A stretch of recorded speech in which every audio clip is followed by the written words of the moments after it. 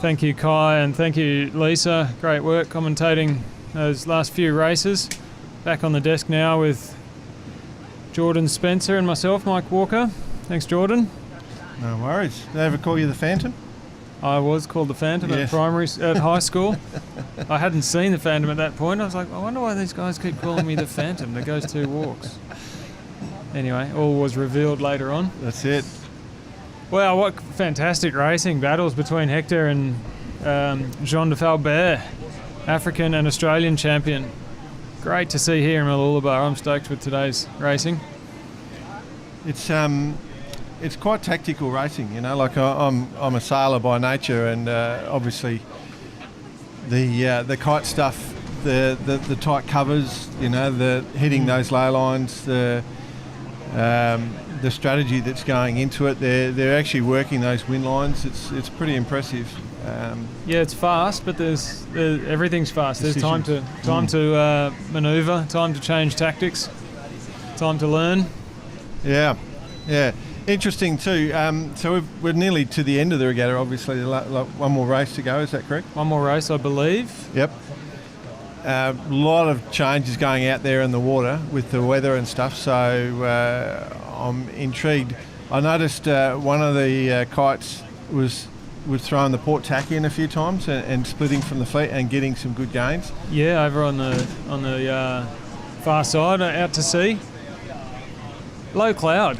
It always throws a little bit of a mix-up with the wind onto the water. Yep. Yeah. I've noticed it's sort of, if we want to go into the weather, whilst we've been here, I've noticed that had quite a variety of... Well, the wind we got a big southerly move there for a while. Like, see that freshening? It went to the south. Like, if you can feel that, we were getting it up here on the cliff a little bit. Yeah. And I was seeing these bullets, they were running down between the buildings and up over here. And a lot of the guys were working the shore, trying to pick that line through the middle and then transition across those gusts going across the shore. But, you know, a gradient breeze, you sort of just got to take what you've got and work to the centre is normally what I say, but you don't make many tacks with the pick that whole upwind leg. You don't get a chance to change your mind. Yeah. But they tack a lot quicker than you think. They jibe a lot quicker than you think. With the foils, from the speed you're going, you know, obviously when we talk about foils on these craft, your foil size is pretty fixed, and you know, on some of the bigger craft, they've got like that sort of C shape. So as they come higher, they get less and less foil in the water, so they reduce lift as they go faster. Here, your whole foils, T-foils. You've got your whole foil in the water. And so it's all about the rider control, that ability to control that foil, to press on that foil. And so the faster you go, the more lift you're getting. Lots and lots of subtle shifts of weight forward and back, as well as ankle control for the roll. Yeah. It's really high speed adjustments. Yeah. And intuitive. You can't be thinking that. You've got to just get used to it and learn to feel it and let your body intelligence do the work. And for those who haven't foiled yet, the power of the foil, if you're a windsurfer, for example, or you're used to that sort of power of the fin, it's completely incomparable. You know, the press you get from the foil is so much different to what you get from a fin. If you know, like we used to ride the fin in the old windsurfer days. It's quite different. Yeah, I used to windsurf, and it was a real sideways pressing action, and a lot of mast foot. You know, driving through the mast as well. It's totally different with everything going through your legs. Yeah.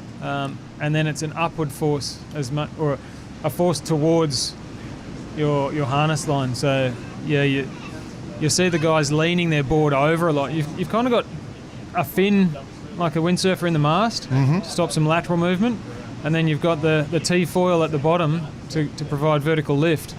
But the best upwind performance is when you really lean it over, and your mast might be at 45 degrees and your T-foil at 45 degrees, and you're really getting that lateral resistance from the T-foil rather than the mast, and just driving. You can really drive combine the lift and the lateral resistance to go fast upwind. So it's interesting because on my podcast once we did we talked to the top sailors in the world, and one of the days I just sort of thought, let's get a youth voice in here and just see. And we started and had a massive response from the listeners. I started asking questions. So I had a 16-year-old girl who was the Queensland Youth Sailor of the Year. And I asked this question, like, have you ever known sailing without foiling? And they haven't, kids nowadays are growing up and have never seen the sport, all variations of the wind sports without foiling now. So it's interesting. Really interesting. Yeah, we had a really great interview with Jake Tim and Oscar Tim a couple of days ago, and their positivity and confidence and enthusiasm was really impressive, infectious. Yeah, so I guess once you grow up with that, it's intuitive, how you sail on that foil and how you do it. So then it becomes the fine elements, like there's a lot of work going into wing structure and wing shape, and then also the foil shape, foil structure, what aspect ratio you have on the foil, what sort of chord depth you have, all those sorts of elements. The thickness position as well. Some of them have a really kind of fine entry point. Other them are more thick and full profile, and there's a lot going on with the foil shape. We tend to have that fairly crude comparison of size, square centimetres, which is, it's actually not a bad way to compare foils, but there is a lot more going on. Yeah. So from the perspective of sailing, it's simple, very simple sport, very, very simple. It's lift versus drag. Yep. And so, if you want a high lift foil, you're taking more drag. If you want a low drag foil, you got more speed, but then you got less chance of being in the air. And one of the critical things about foiling is you never want to come off those foils, because the difference in speed, it's enormous. When you're off the foils, you're gone.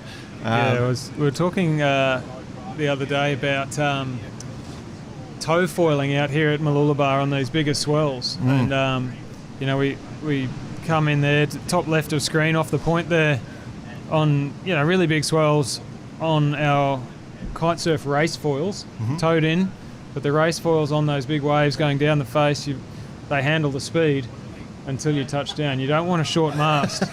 If you come out or you touch down, touching down is like just stopping, and you just go straight onto your face and onto the face of the wave. So, and it can handle some fair size. That little bay that you're looking at, just straight across.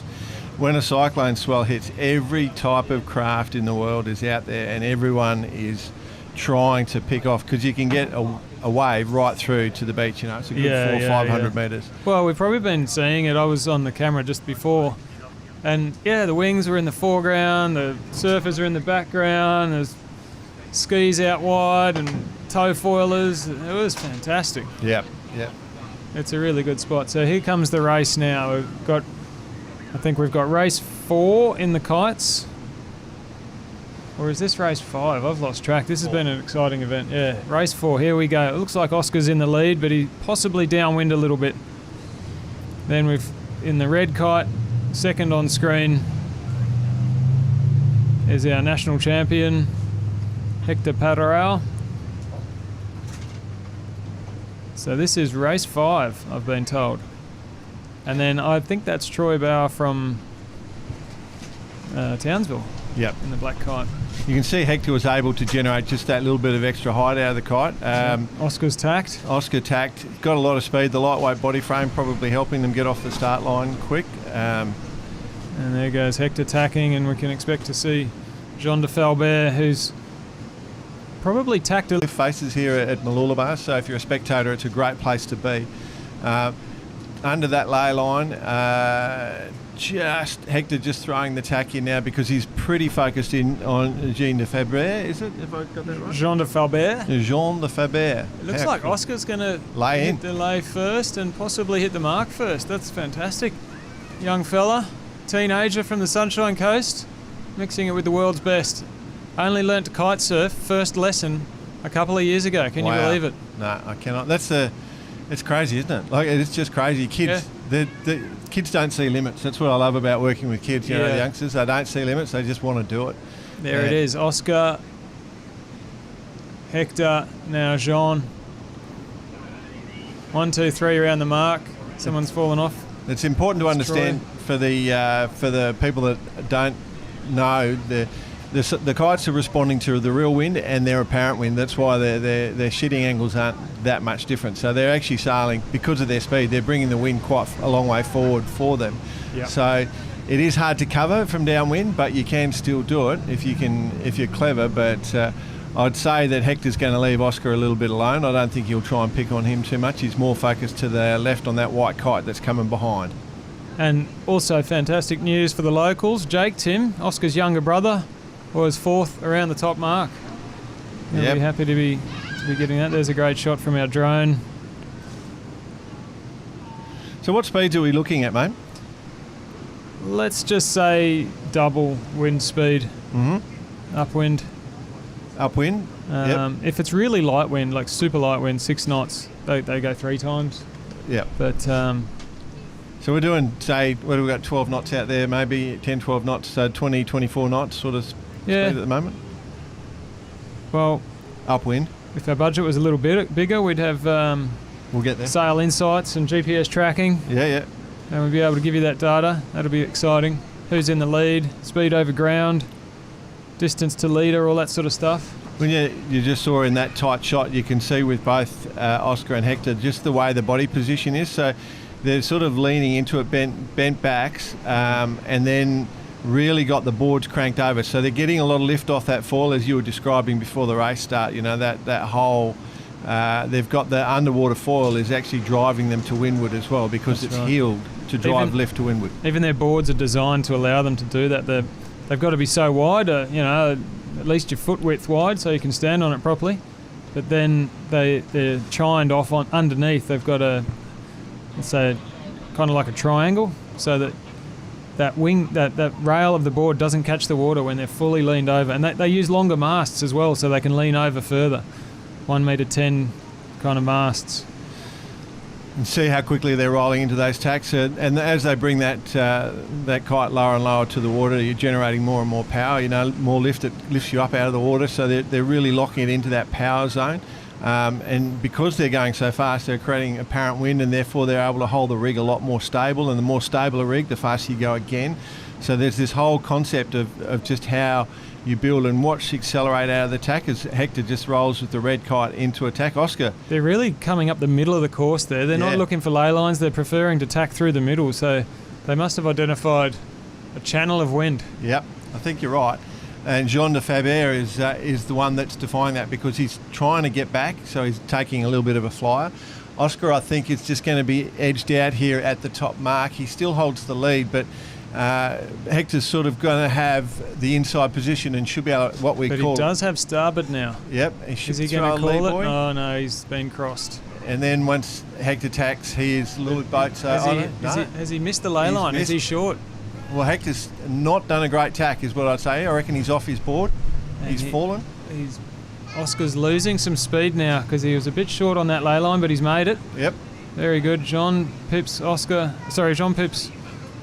Hector for that poor tack that he did to make the ley line. He was probably a bit distracted by the push from Oscar. Yep. Fantastic vision here from the drone. And you can see, if we look in Jean now, he is absolutely that bigger kite helping downwind. Yeah, he's got a deeper angle into the wind.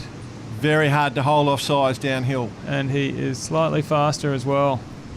It looks impressive, doesn't it? It is super cool. I'm jumping between the actual vision I'm looking at on the water and between the drone footage, and I'm really enjoying what I'm seeing. There you go. You can clearly see Jean de Faber overtaking Oscar on that downwind leg. He's gone deeper and he's gone faster. You're spot on before, mate. There is definitely a little line running down the centre there that they're picking off. So that's sort of where they've gone. And if you come off that top mark running into that bottom gate, it seems to be filling that middle of the course. That's what we're seeing at the moment. That's probably a geographical effect, maybe because of that headland over there. There may be a little sort of acceleration around the edge of that headland, just bring it into the middle there.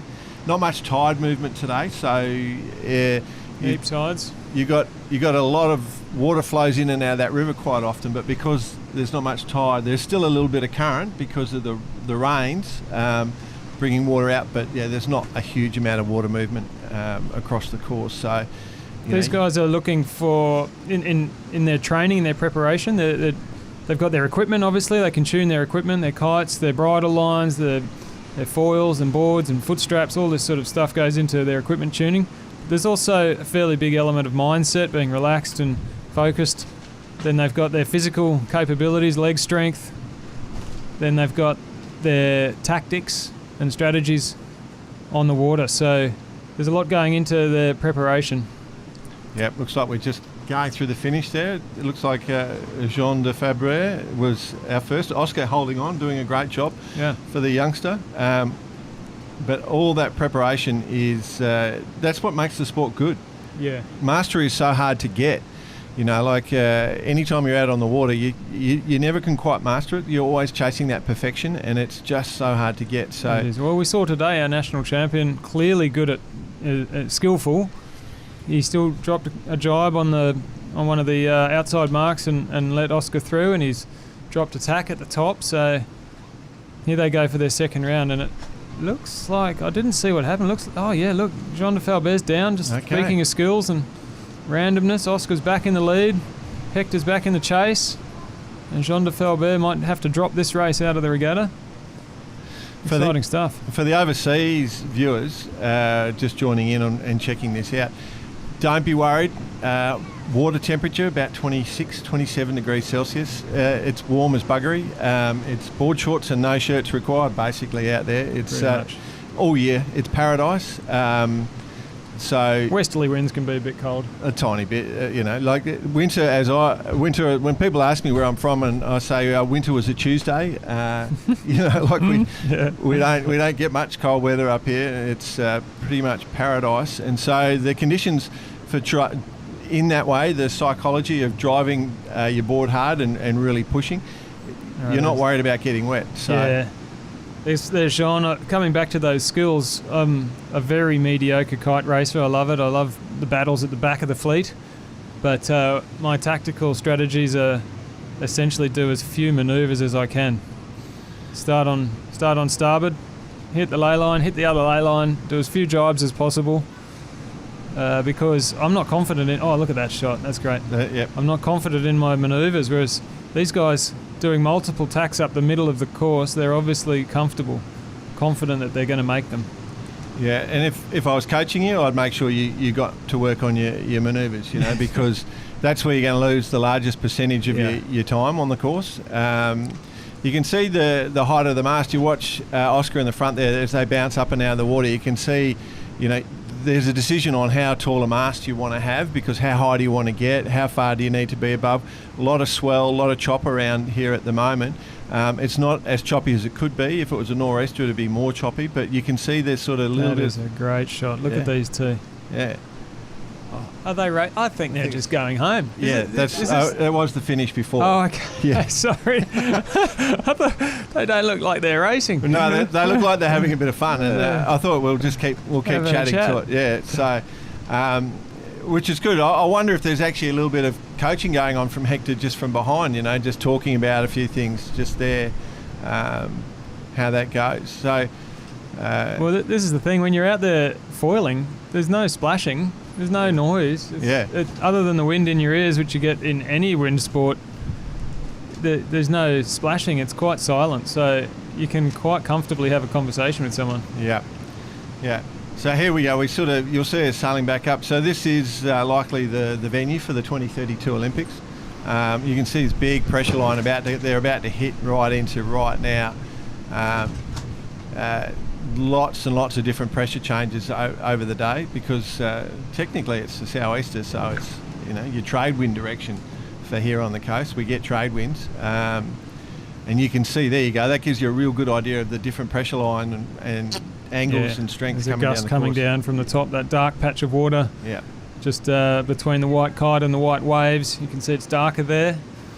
That's a big increase in wind speed. And there's Jean de Falber's sponsored kite. I wonder if the Olympics next year, the year after, 24, yep, if they're going to be flags. That would be great. I'd love to see that. Really good for spectators.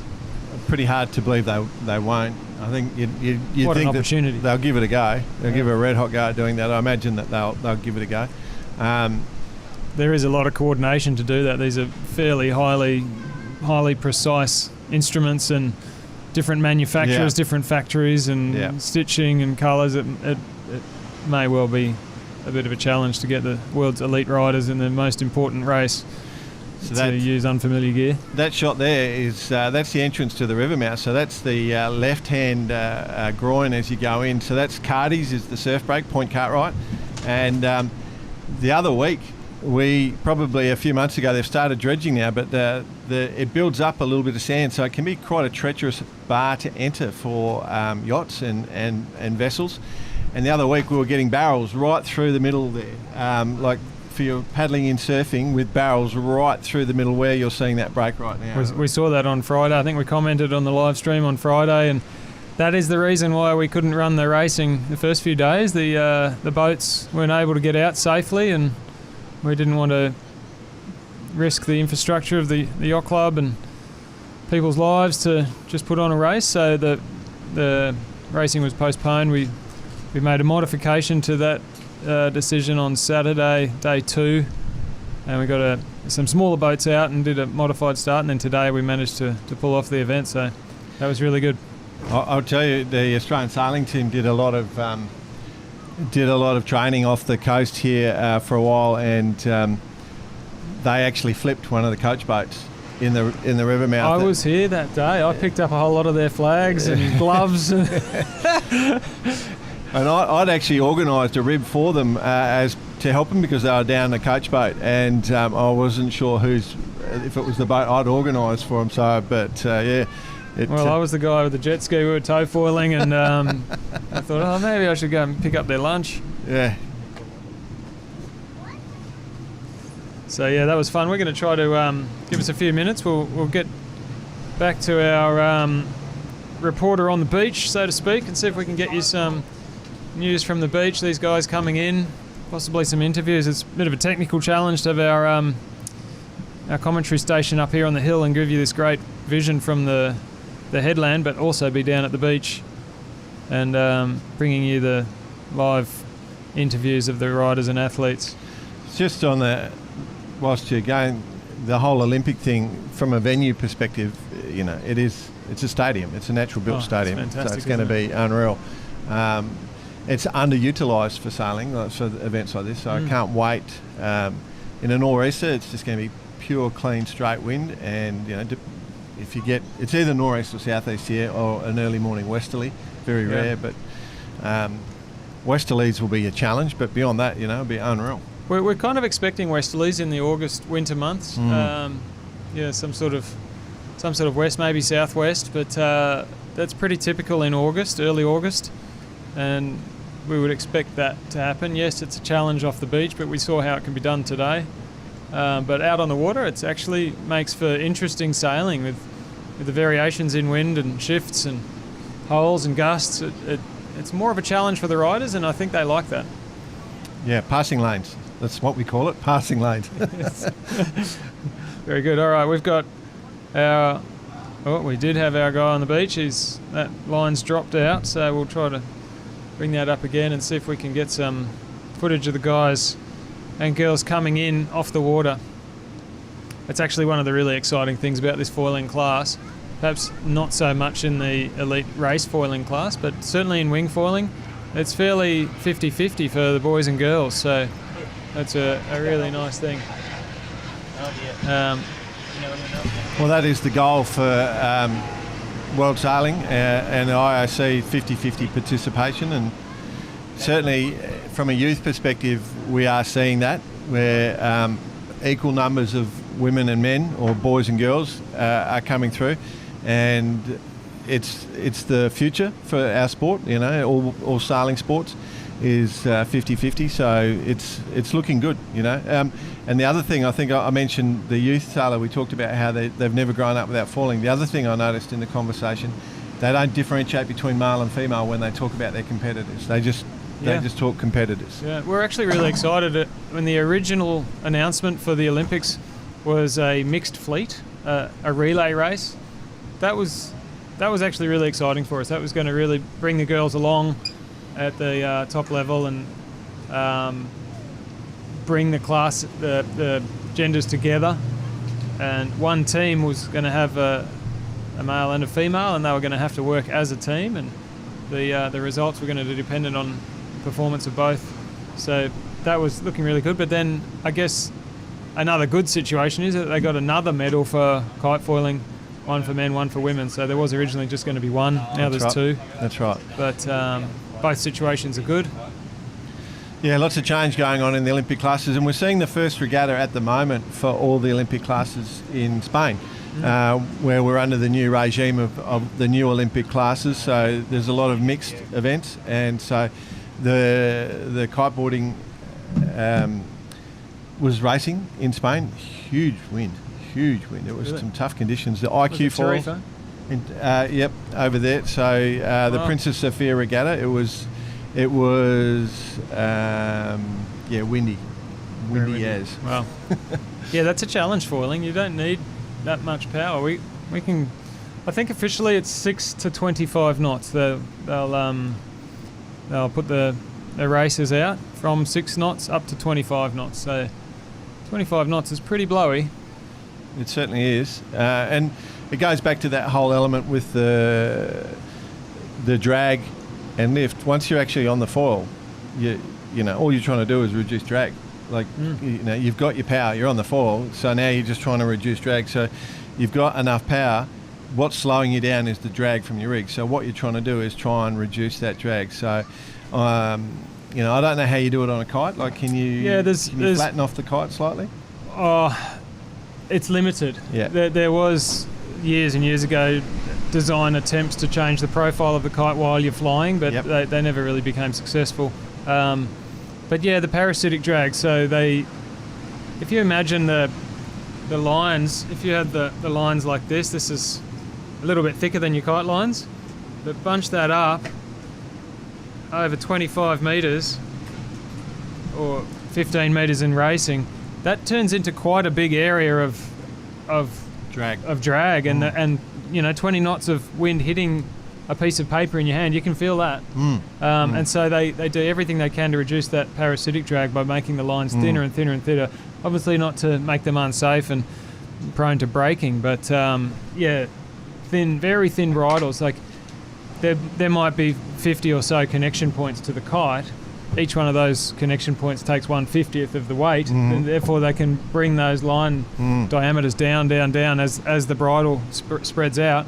Each new layer of bridle gets thinner and thinner, and that's an attempt to reduce that parasitic drag. Well, obviously with the technology of ropes, so now we're onto Dyneema. I'm assuming all your kites are all Dyneema, and you don't need much diameter thickness to be able to create a lot of strength. I went to the factory in Germany where they make Dyneema, and they've got this huge testing rig. If you imagine two drums the size of truck wheels, and they put a strip of or a length of Dyneema around it, and they rotate it thousands and thousands of times to break the Dyneema. So when I was there, this little strand of Dyneema was wrapped around, and the actual drums or the wheels, the pulleys, the bearings, they broke. Really? That's funny. Well, my kite lines, they're a little bit thinner than this. Yeah. This is perhaps a little bit thicker, but let's say 75% of this, they're 500 kilos. Yeah. There's 4 of them. It'd lift a small car. It's amazing, isn't it? Yeah. So, but the race lines are thinner than that. They go down to 200-300 kilos.